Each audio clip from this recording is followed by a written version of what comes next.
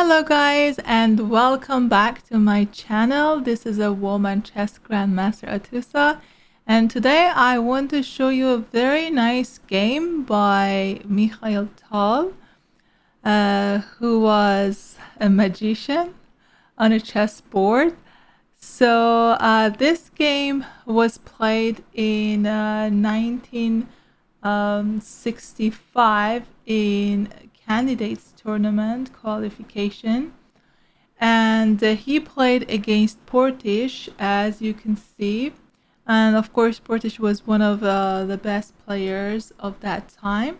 So since this game was very tactical, and also Portish played Caro-Kann defense, so I thought it's a useful opening theory for you guys, because nowadays everyone plays Caro-Kann defense, you know.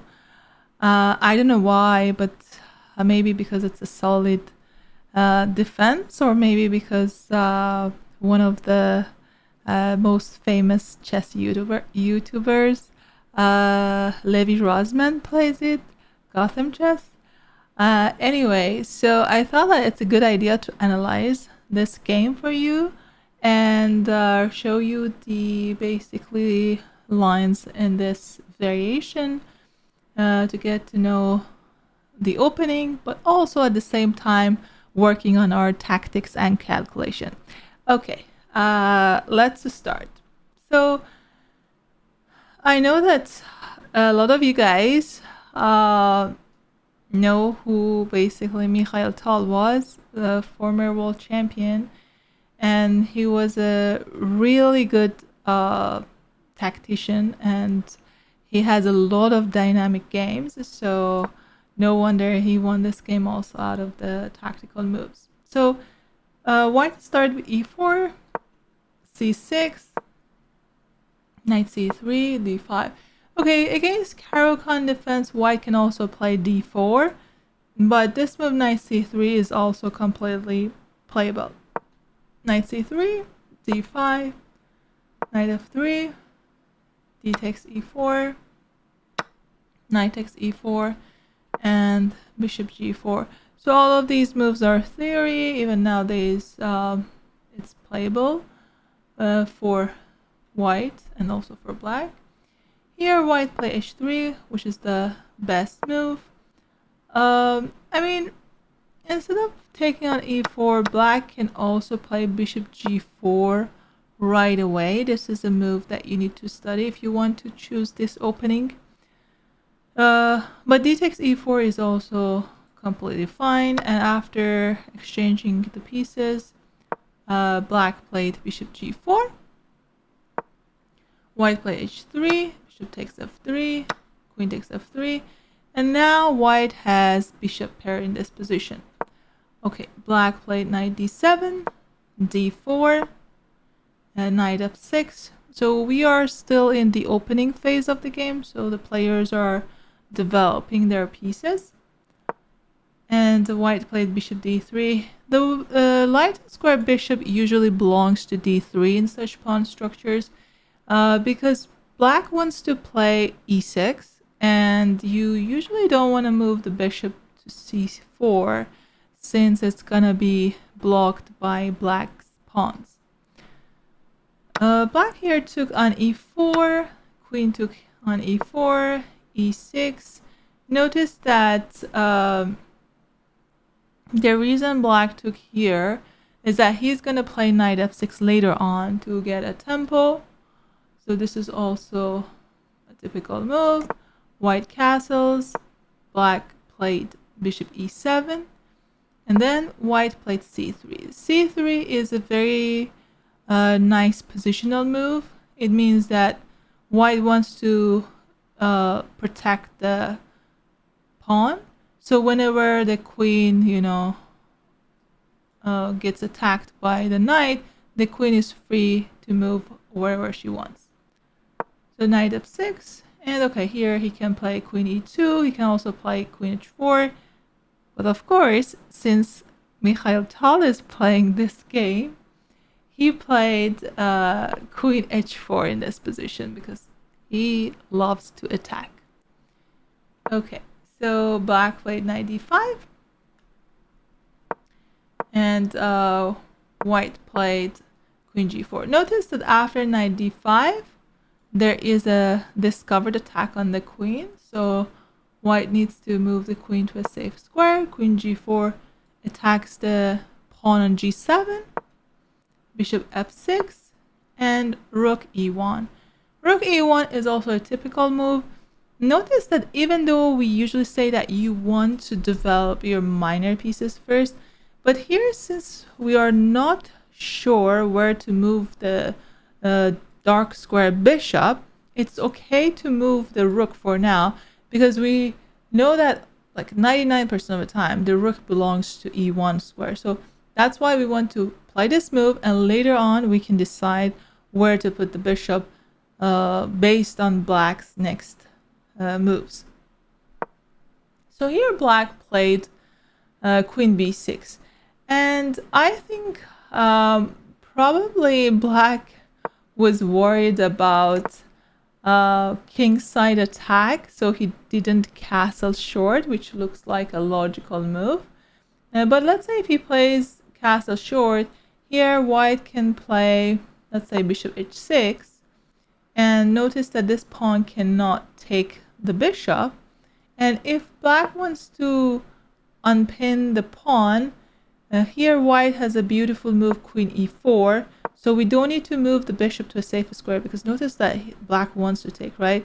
But we want to play queen e4, and the idea here is that if black takes, we want to take the pawn h7, and if black doesn't take, let's say black plays g6, we can simply win the rook and like win an exchange and eventually win the game.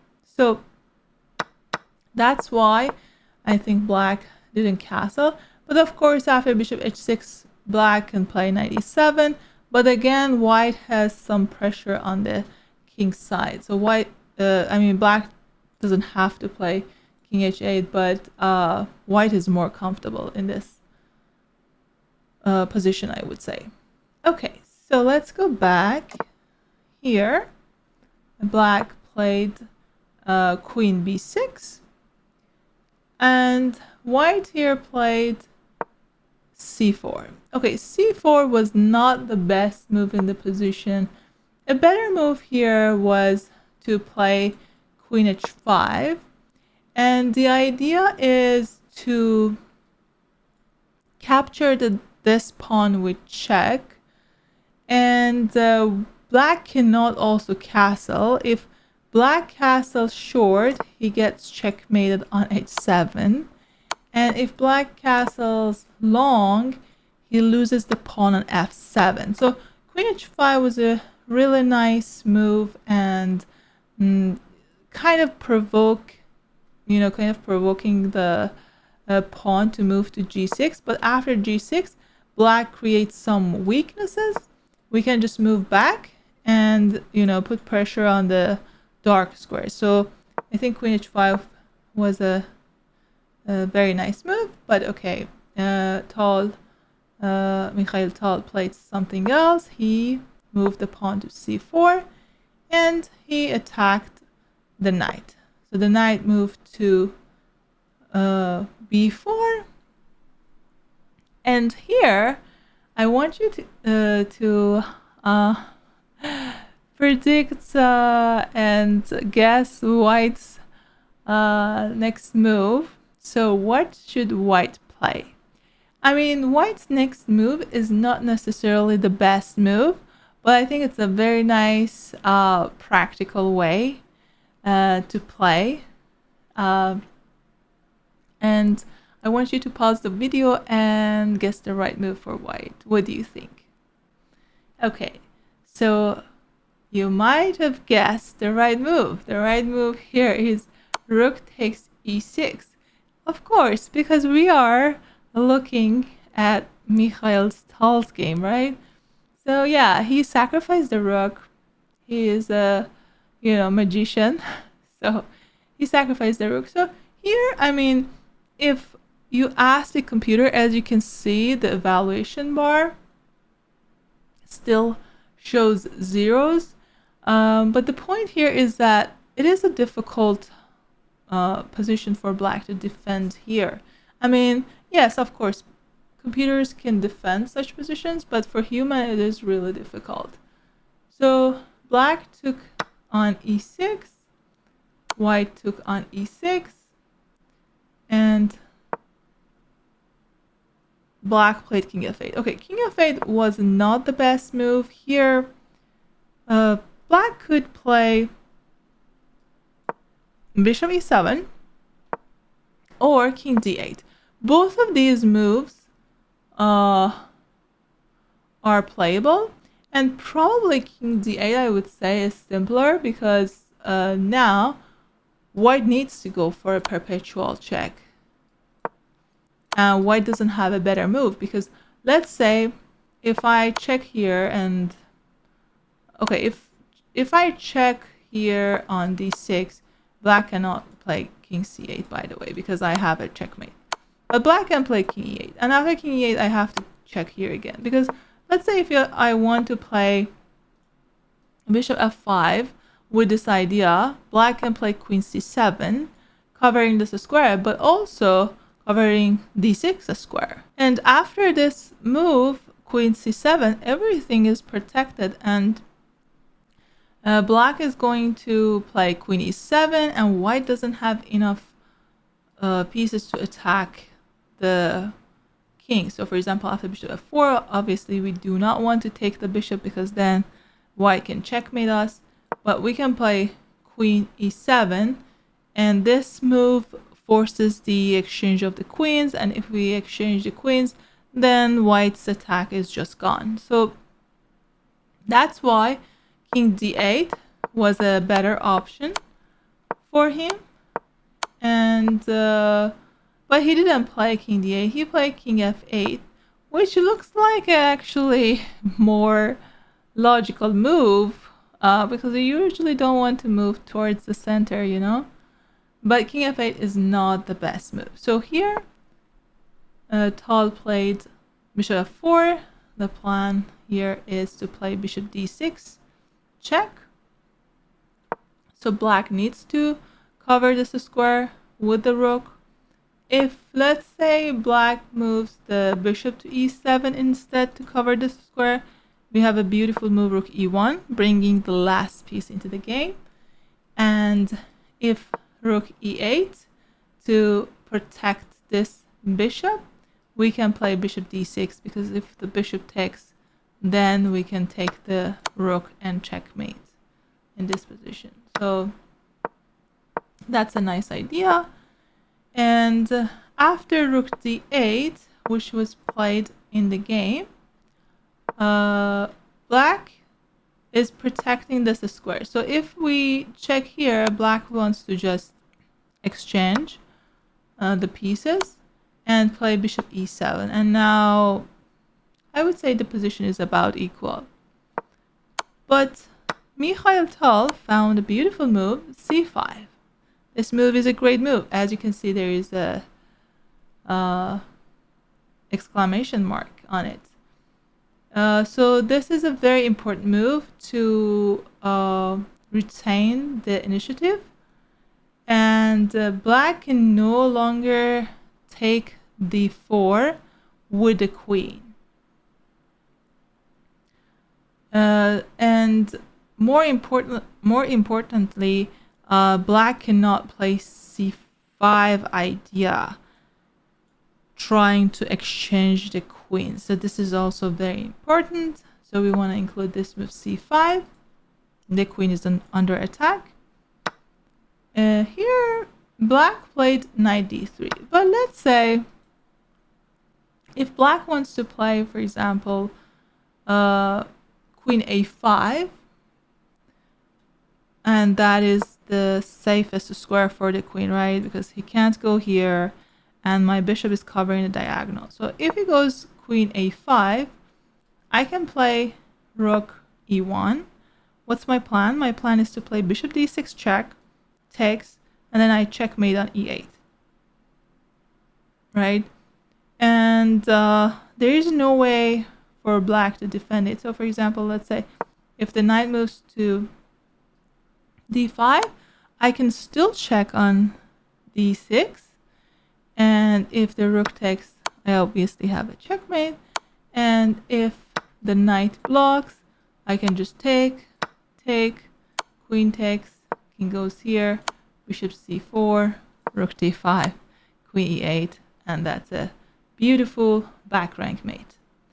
Okay, so that's why after c5, black said, okay, I'm going to win some material at least. So he took the knight, he took the bishop with the knight. C takes b6, we can take the queen, and he took the bishop. Okay, so from a material perspective, black isn't doing so badly at all because he's got a rook and 2 minor pieces for the queen.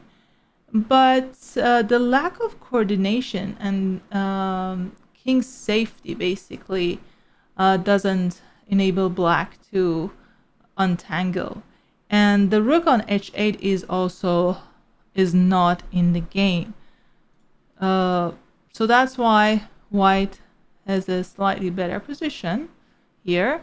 But also when you play with the queen, it's much easier to play with the queen rather than playing with like 2 minor pieces and the rook.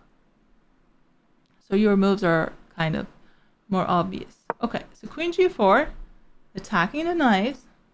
He played knight d5, which makes sense because the knight was under attack. And then Mikhail Tal took the pawn on a7. The pawn on a7 looks really dangerous, right? So here, black played king e7, which was a mistake. A better move here was to play either king f7 or g6 with this idea, king g7, and, connect the rooks. But king e7 is a mistake, is a bad move, as you can see. And I want you guys to find the next move for white because this is a very interesting and I would say maybe difficult move at the same time, but I want you to make a plan and see what white can play in this position. Yes, the best move here in this position is to play b4. If you found this move, rook e1 check, this is also fine. You can check here. Let's say king goes to d6 and then you can push the pawn. That is not a problem. So if you found this move, you are brilliant. But b4 is a great move because now we want to play b5 and kind of destroy black's coordination. And this is also a great move to take advantage of the exposed king. So b4, black play rook a8. You might ask, okay, what if he takes on b4, right? It looks like a free pawn, but actually after knight takes b4, white can check, and let's say king goes here. Okay, we have a lot of checks. We can check here, but let's say check here. King goes to d7, and then I can play rook b1. The idea is that if the knight moves, I can take this pawn, check, king e6, queen g4, or if the king goes to e8, I have queen e4 check, and let's say the king goes to f8, I have queen e6, and then I want to checkmate on f7, bishop goes here, and then I have rook b8. So all of my moves, all of my pieces are, super active, and this game is just over. So that is basically white's plan, and black cannot take on b4 because knight takes b4 is just too dangerous. Okay, so after b4, he played rook a8 to attack the pawn, and rook e1 check, king d6, and here Tal played a nice move b5. Again, the idea is to destroy black's position. If black takes the pawn, we can simply check on e6 and win the knight on d5, or even go for a checkmate, like check, king goes here, you can check, king goes here, rook check, king goes here, and then check, and then checkmate. So okay, different checkmates. You can also checkmate here and here. It doesn't matter. So yeah, basically after b5, black cannot take the pawn.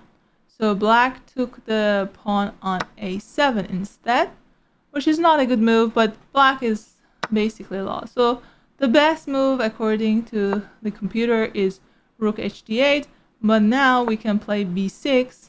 Putting this pawn on b6 protects our beautiful passed pawn on a7, and if black takes, now we can play rook b1, and if he moves the, let's say, knight, we can just win the pawn on b7 and keep our strong pawn. And if he plays, let's say, king c7, we have this nice check. If he blocks, now the king is overloaded, so we can just take the knight, king takes, and we win the rook in this position. Okay, so this is all winning for white. That's why black didn't play rook d8. Black said, okay, I'm gonna just get rid of this, dangerous pawn on a7. So he took on a7, even though after rook takes a7, it's just lost. So white checked on e6, black played here. Notice that if the king goes to d7, we do have a nice discovered check. The king cannot take here because of the pawn. The pawn cannot take because of the queen's check. And after king c7, I want you guys to pause the video for the second time and find the best move for white. What is the best move for white? So this position is like a chess puzzle for you guys. So you need to find a tactical move here. Yes, the best move here is to play rook f6. Okay, after rook takes f6, black just resigned. But the point here is that the bishop on f6 was protecting the pawn on g7. So by exchanging these pieces, now we can check on g7 and win material. For example, king here, we can just take the rook. We're still attacking the knight. If the knight moves, we can take here, we can take here, and white is absolutely winning in this position. And if pawn takes on f6, it doesn't matter. We can do the same thing. Queen g7 check, the king moves, queen takes h8, and this is a winning endgame for white. Okay, I hope you guys enjoyed this game. This was a really nice game. I mean, it wasn't a difficult game, I would say, but Tal kind of tried his chances. Okay, it wasn't the best solution probably, but he went for a practical move.